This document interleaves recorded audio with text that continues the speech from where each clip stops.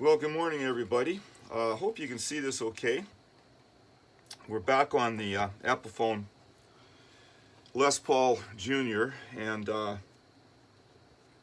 I've decided to move forward and do a neck reset on this.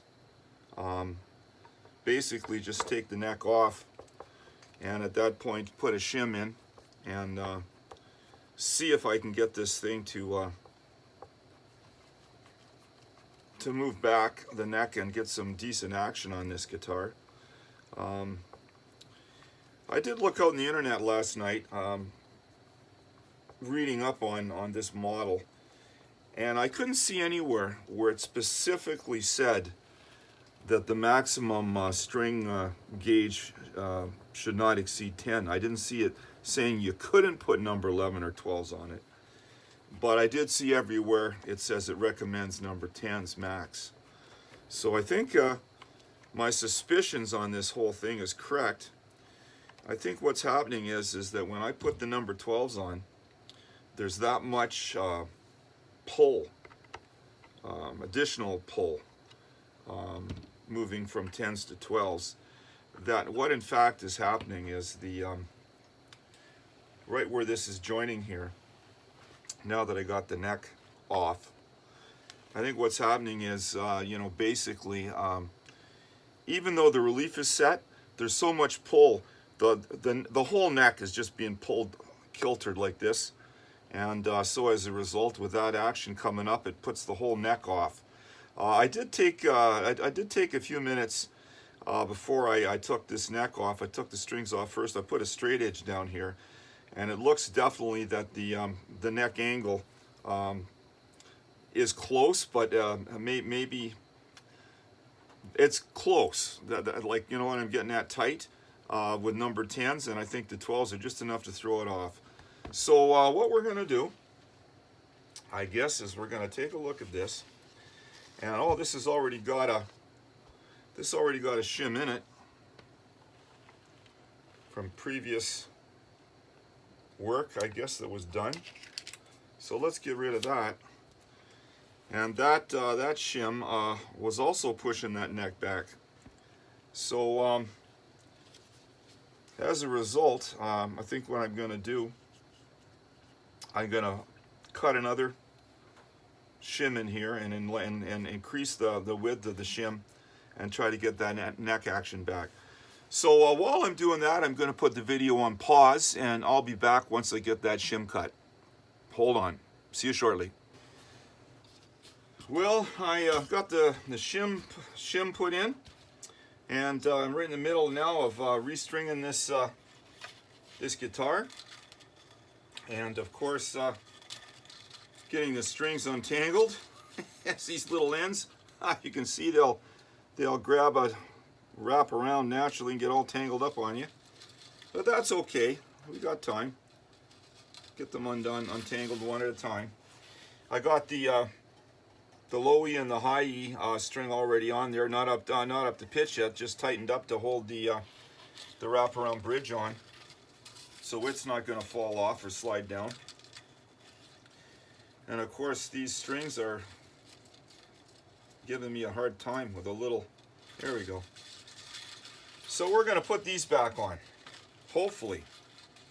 See what I mean? How that catches? They just snag and catch and anyway. Guys that have worked on guitars and taken strings off and on, you all know what I'm talking about. So we'll straighten this out, and we'll restring each string at a time here, get this thing back to at least the strings on. That's the main thing. So lots of fun on this guy.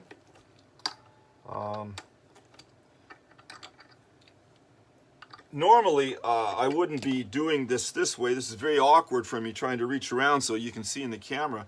Normally, I'd be standing this guitar on end and doing it, but I'm doing it so that you guys can see what I'm doing. So anyway, let's get these, hopefully get these strings back on here. Get that one in there. Let's get that little tab over. Let's start tightening it up here. We should be okay. I hope. Off to the races anyways. Don't want that little end to go and to scratch that headstock. So I'm going to bend that up so that can't happen. So in she goes. Watch me restring a guitar. Wow. Anyway.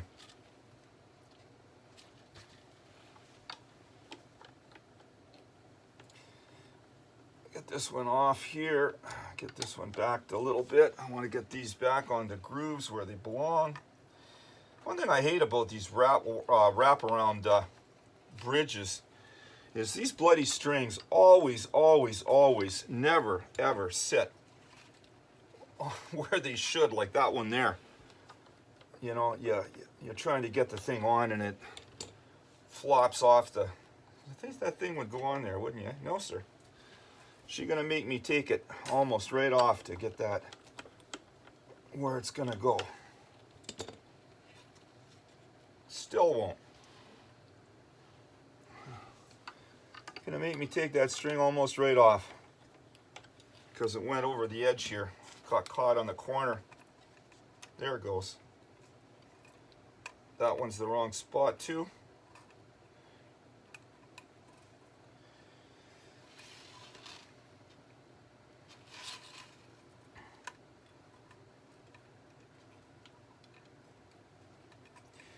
If you, what I'm trying to explain to you guys here is, you see down here on this this bloody bridge, these strings are flopping all over the place, and when you're trying to get them to sit in that little notch where they belong, they have a mind of their own and they're deciding to go everywhere, literally, but where they're supposed to go.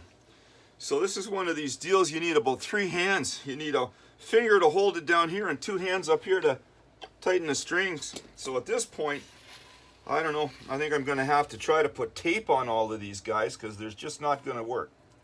They just flipping all over the place. So, isn't that a pain? So let's see what I can do here. I can try to tighten this up this way and see if it'll stay. But boy, oh boy, I don't like wraparound bridges just for this reason. There's 2 of them on. Shall we go for a 3rd one? I'll try 1 at a time rather than 2 at a time. Might be easier. Get this back into here. Holy cow. So all this over a job, and all the guy want to do is go from a number 10 gauge to number 12 gauge wires. That's all. Basically, that's the job, and it turned out to be, you can see what happened. What happens, we turn out to run into major issues, end up with a complete neck reset to accommodate the added pressure or the pull on the bridge. Have to take all the strings off, all the 12s that were already strung, put them all back on again. Yeah. So this is guitar repair work 101. You know what? Couple of my friends in bands, they just, even on something like string changes, they say, they bring me the bloody guitar.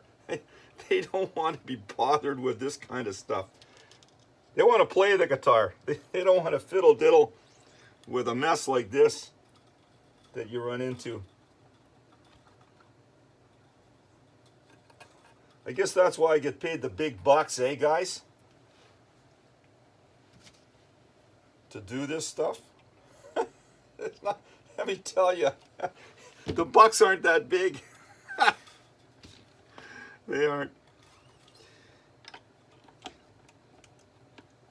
One thing that I try to do the best possible job I can for my customer, and at the same time I try not to overbill. I try to give a reasonable bill for the amount of work that's done.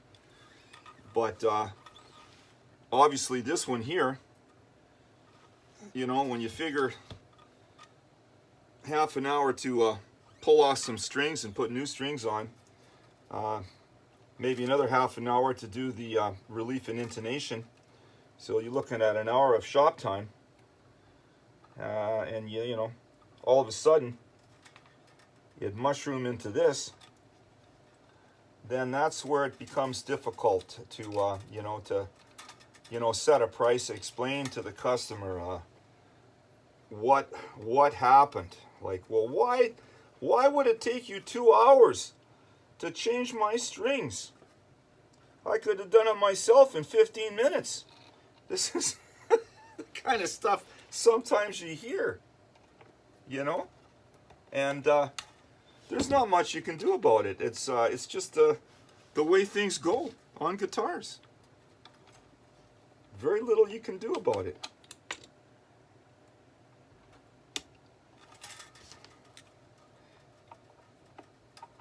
Of course, I'm again trying to keep this wire not from scratching anything on the headstock, because every one of them for some reason want to turn down instead of up, and right where they're going to scratch something. So we're getting there. Almost got it on.